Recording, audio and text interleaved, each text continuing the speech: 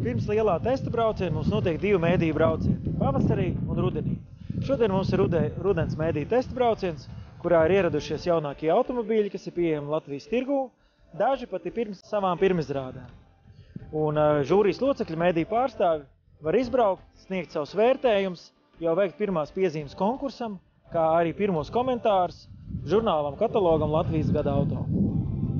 Tā faktiski ir tāda pirmā iepazīšanās, diezgan kompaktā formātā, saprotiet paši 6 stundas 12 automobīļi.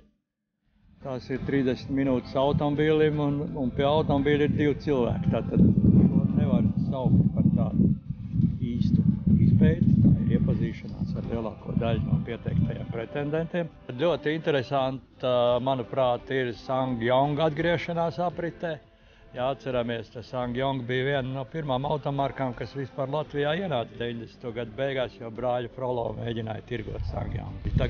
Tagad ražotājs meklēja nišas un uztaisa tādu CX-3. Niša neapšaubām. Niša, bet produkts nederīgs tādam vecim kā man ar pīpi, jā, un meitenīgs auto pēc savu dizainu. Te jums ir SsangYong, teiksim, kurš ir raupjāks, vīrišķīgāks, jā. Kaut nav lielāks. No vienas puses patīkam, ka ir tāds jaunpienācējs Mercedes Coupeja džipiņš, kas konkurē ar BMW X6, bet, trūkums bija tas, ka tas bija pirmais auto, ar ko šodien bija jābrauc. Līdz ar to ir tāds kontrasts salīdzinājumā ar citiem jauniem automobīļiem, kas ir tādi vairāk tautas klases. Bet tas arī, Mercedes uzliek to latiņu, kādam ir jābūt automobīlim. Un pēc tad arī tā vērtējuma. Daudz man prasa, vai es to zināju, ka Tivoli, lasot uz otru pusi, sanāk I love it, un es arī to tikai šodien pamanīju, es to nezināju. Un es nezinu, vai arī šī nosaukuma radītāji tieši tā to arī bija domājuši. Bet, pagaidām automobīli esmu apskatījis tikai no ārpuses, vēl izbraucis neesmu, tas ir priekšā. Bet, auto ir interesants.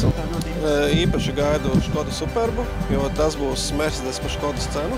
Tā varētu vismaz sagaidīt, ka tas tā varētu būt, jo šoreiz Škoda Superbs, pateicoties tam, ka bagāžnieks nevar dalīt to vērumu, ka var attaisīt vai tikai ar vāku vai kopā ar stikli, tad aizmugurējās daļas dizains ir ļoti veiksmīgs šoreiz. Un tad tas ir tā, jā, izstās pēc Audi, bet maksā kā Škoda.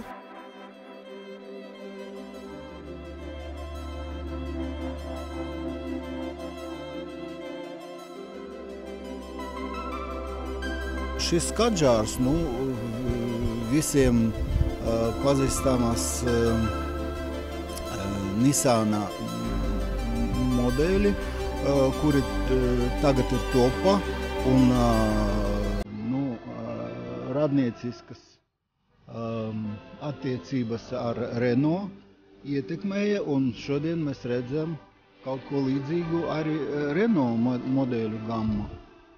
Latvijai ir vajadzīgas, saprotiet, tādas stipras, diezgan lielas un pilnpiedziņas mašīnas. Un mēs šodien redzam tieši tādas.